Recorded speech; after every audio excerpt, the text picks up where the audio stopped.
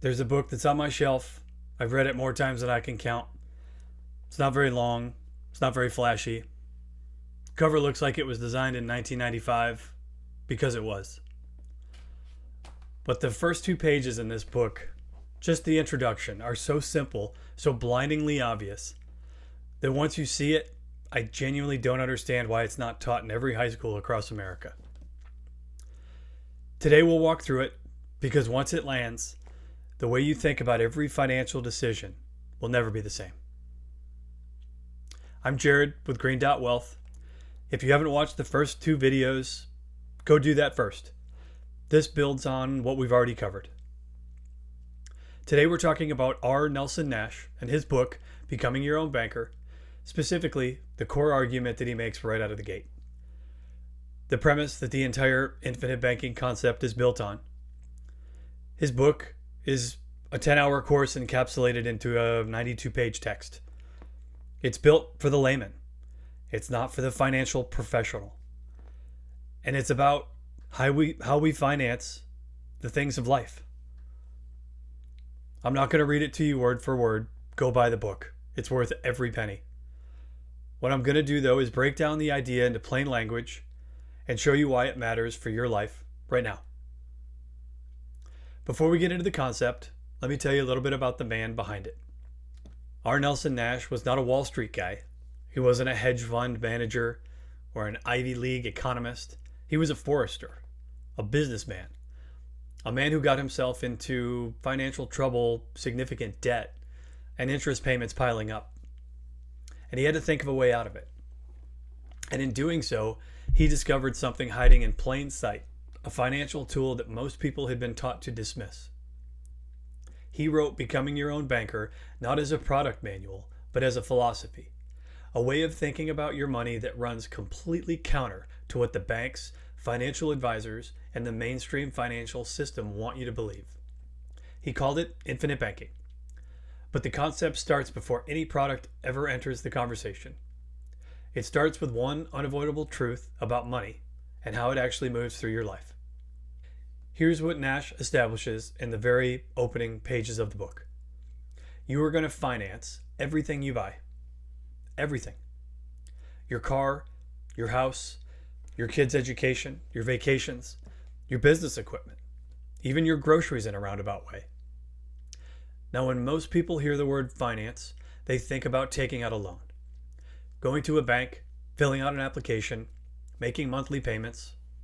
But Nash's point is deeper than that. Because even when you pay cash for something, even when you reach into your savings account and pay for something outright, you are still financing it. You're just doing it differently.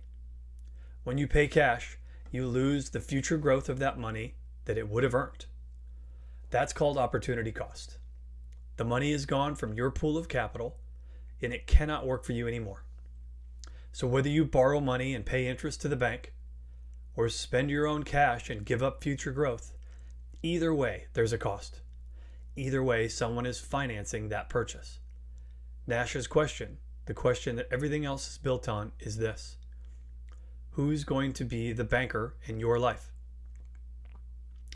Is it going to be an outside institution that captures that interest and that opportunity cost?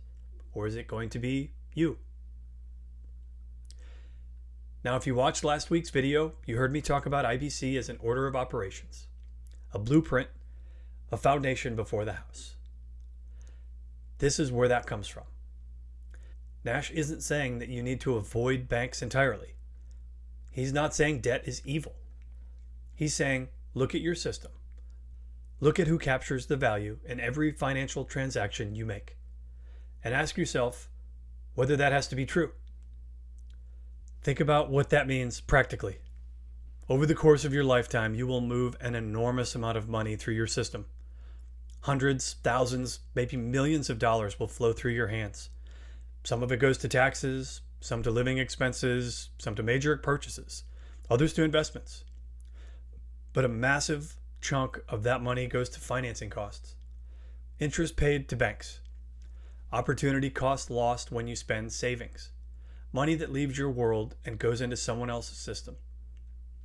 Nash's argument is that most people have just accepted that that's the cost of doing business. They don't realize that they have another option. What if you built your own system?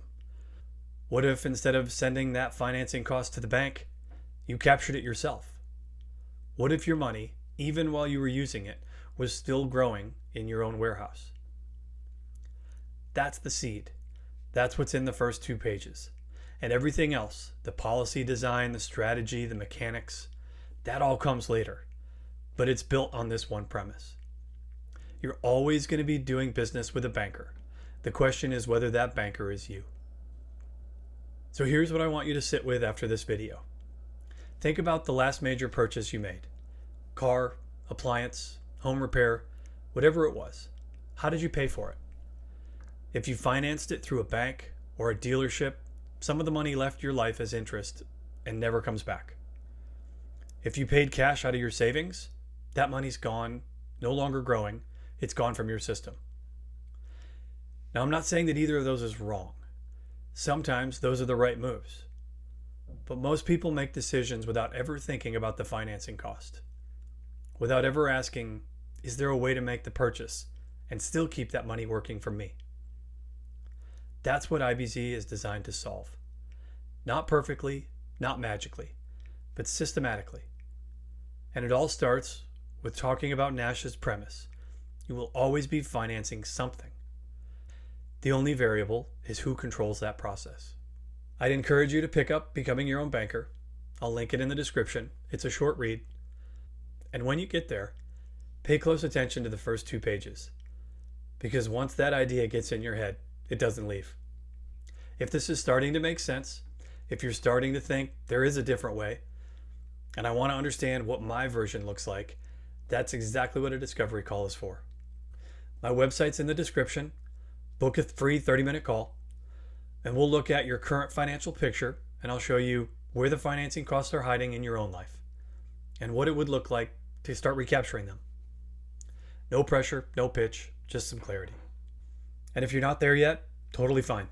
Hit subscribe, because next week we're going to go deeper into a warehouse concept and why your 401k probably isn't doing what you think it's doing. I'm Jared with Green Dot Wealth, and I'll see you next week.